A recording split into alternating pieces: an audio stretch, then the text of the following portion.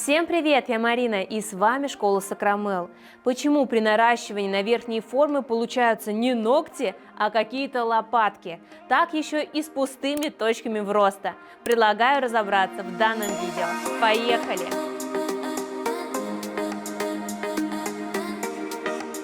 Посмотрим на ногти, которые сегодня предстоит преобразить.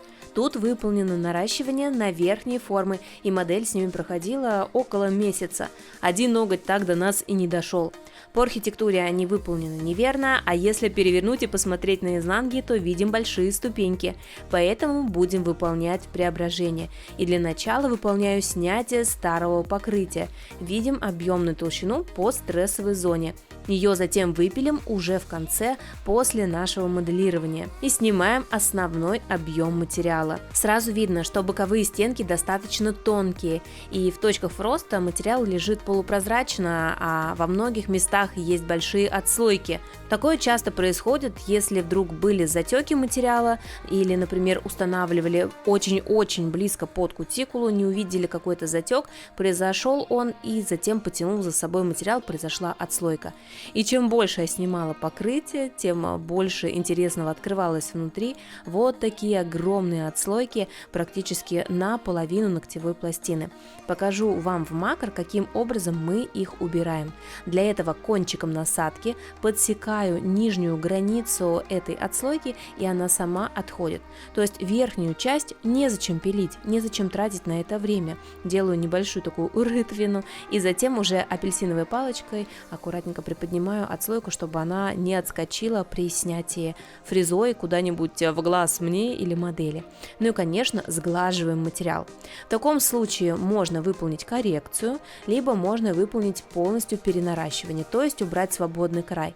Но в верхних формах он нам даже поможет, для того, чтобы материал никуда не затекал, нам будет проще работать с выкладкой изнутри, и затем мы просто выпилим. А на среднем, который сломался, подпиливаем свободный край, видим при виде сбоку, что он у нас слегка растет вверх. Поэтому в таком случае важно убрать свободный край, не оставлять его, иначе выкладка на кончике ногтя будет слишком тонкой, имею в виду в месте перехода натурального ногтя к искусственному материалу, и, возможно, покрытие лопнет. Поэтому убираем длину и приступаем к чистому маникюру. Выполним аппаратный без режущих инструментов, поскольку кутикула у моей модели тонкая и сухая. Пока выполняю маникюр, давайте поговорим о том, почему все-таки ногти получаются такими плоскими при работе на верхние формы, как лопатки. Зачастую точки вроста остаются пустыми и ногти ломаются.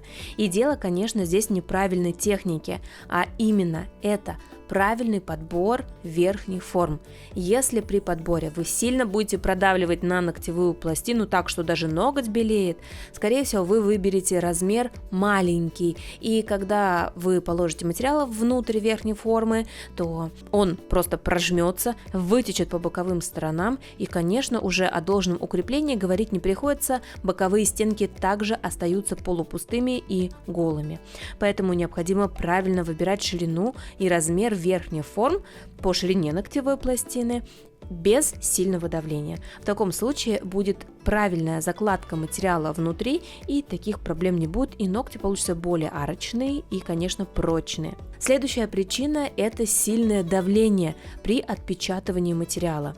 Например, хочется, чтобы точно эта маленькая форма прижалась плотно к ногтевой пластине и закрыла боковые стенки, а происходит обратное, что материал опять-таки уплывает, остается мало материала по стрессовой зоне, она не укреплена, а на свободном крае, предположим, материала много.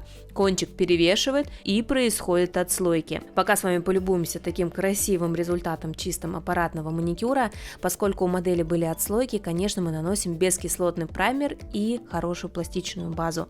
А мы с вами продолжаем разбирать ошибки, которые часто мастера допускают при работе с верхними формами.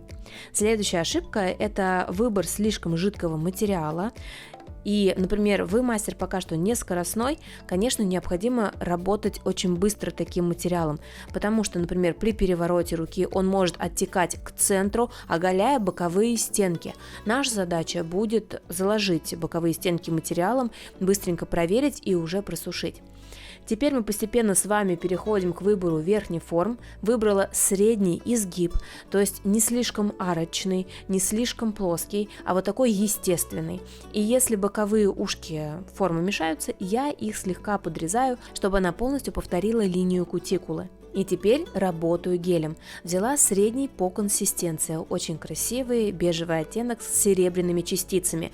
Этим гелем поделюсь с вами в нашем телеграм-канале Школа Сакрамел. Там вы найдете много полезной информации, поэтому переходите, подписывайтесь и следите за новостями. Плавно растушевываю материал и устанавливаю на ноготь. Прижимаю, смотрю, чтобы боковые стенки были закрыты, и присушиваем фонариком. Переворачиваю руку, и вот теперь тонкой кисточкой хорошо закладываю боковые стенки, чтобы там точно был материал. Прямо проникаю кисточкой в труднодоступные места. С изнанки, как видите, ничего у нас не вытекает. Это говорит о том, что мы достаточно прижали форму и сильнее этого делать не нужно.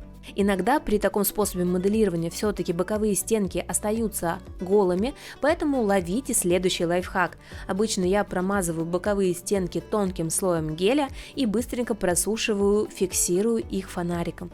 И после этого этапа мы уже можем выполнять основную выкладку материала. Все, теперь боковые стенки точно никуда не уплывут и никуда не денутся, а останутся на месте, потому что они заполимеризованы изначально. Посмотрите, сейчас опускаю форму и видим, что боковые стенки у нас плотные, не полупрозрачные. Также слегка подхватываем фонариком и распределяем материал с внутренней стороны. Изнаночки всегда должны быть чистыми, чтобы минимизировать опил. При необходимости поджимаю, чтобы ногти были не такие широкие. Если все-таки изнанки будут недостаточно чистыми и красивыми, как, например, было до этого, вы сами видели, туда попадает грязь, все это забивается, выглядит некрасиво, клиенту не нравится, он начинает это все дело расковыривать и, как правило, вообще может спровоцировать трещины по точкам роста. Вот, поэтому изнаночки всегда подчищаем при помощи твердосплавных фрез. Сейчас насадкой твердосплавной с тонким носиком убираю маленькие ступеньки, которые есть в зоне кутикулы, слегка подравниваю свободный край и в целом где-то могу пройтись, если есть какие-то незначительные затеки. Нравятся мои ролики? Хотите знать больше о маникюре? Приглашаю присоединиться и получить доступ к базе знаний Школы Сакрамел. Более 20 видеокурсов по цене одного с получением сертификата. Они доступны по всему миру. Подробнее читай в описании. И, конечно, подписывайся на канал. И уже приступаем к опилу. Оформляем свободный край и боковые стенки. Тут важно не перестараться и не перепилить. Мы специально с вами использовали в данном случае верхние формы, чтобы восстановить ступеньки по нижним параллелям. Теперь у нас опил правильный. Ведь часто из-за незнания архитектуры и правильного опила тоже при моделировании верхних форм происходят проблемы. Например, перепиливание нижних параллелей. Ну и, конечно, не забываем про изнанки. Переворачиваем руку и этой же твердосплавной насадкой выпиливаем. Для того, чтобы проникнуть поглубже, необходимо хорошо оттянуть валик и прям точечно кончиком завести насадку туда, обработать, чтобы не было этих ступенечек и было все красиво. Мне на самом деле нравится, когда изнанки очень чистые, не всегда этого просто добиться, поэтому иногда использую вот такую насадку твердосплавную с меньшим диаметром, она проникает хорошо в труднодоступные места. Шлифую поверхность, убираю пыль и приступаем к дизайну. Поскольку у нас весна, хотелось что-то такое тоже легкое, весеннее, ну и, конечно, лучше всего подходят цветы. Можно использовать, безусловно, слайдеры или стемпинг, но все-таки художественная роспись, она вот имеет, мне кажется, определенный шарм, определенную изюминку. Такую роспись хочется рассматривать. Всегда знакомые клиенты удивляются: это что, нарисовано от руки? Неужели? И сегодня я предлагаю вам нарисовать такой розовый цветочек типа пиона. Поэтому беру и гель-краски, и гель-лаки, смешиваю их между собой для получения различных оттенков. Сначала нарисовала подмалевок, затем более насыщенные лепестки, серединку углубляем, затемняем, делаем более темным оттенком, выделяем некоторые элементы. Конечно, сначала не совсем понятно, что это цветочек, но затем, когда мы добавим штрихи, обводку после топа, наш рисунок будет более проявленный. Более светлым оттенком рисую ближайшие к нам лепестки, добавляем зеленым гель-лаком листочки для завершения композиции. Для промежуточной полимеризации использую фонарик, он быстро фиксирует мой дизайн. И перекрываем топом. Рисунок под топом сглаживается и выглядит очень красиво. И, кстати, очень здорово, что гель, который мы выбрали, он с таким мелким шиммером, и тоже очень красиво на нем выглядит этот дизайн.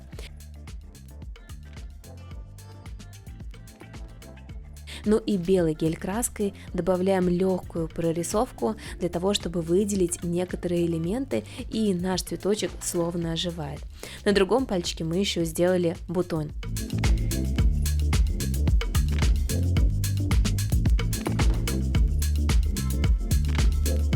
Пишите в комментариях, как вам наш весенний дизайн, а также смотрите на канале другой ролик с ошибками наращивания на верхние формы. Всем успехов в работе! Счастливо! Пока-пока!